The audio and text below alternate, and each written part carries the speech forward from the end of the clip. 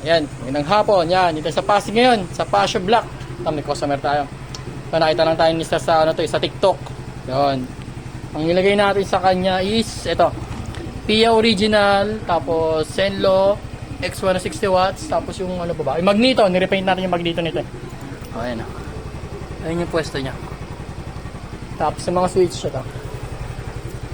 Sa MDL, yung passing light. Ayan yung low. Ayan, maliwanag pa rito. Kitang-kita siya. Ayun na. High, low. Passing light sa high. Passing light sa low. Pag naka-off, sabay. Sa stock. May stock at saka loud tayo. Ito, stock muna. Tapos, yun loud. Kabulabog ka ng isa. Ayan, tsura niya. Ayan yung low. Then high niya. Ilaw. Lakas na. Ayan, dito sa Pasig. Pasio Black. Ayun lang. Thank you.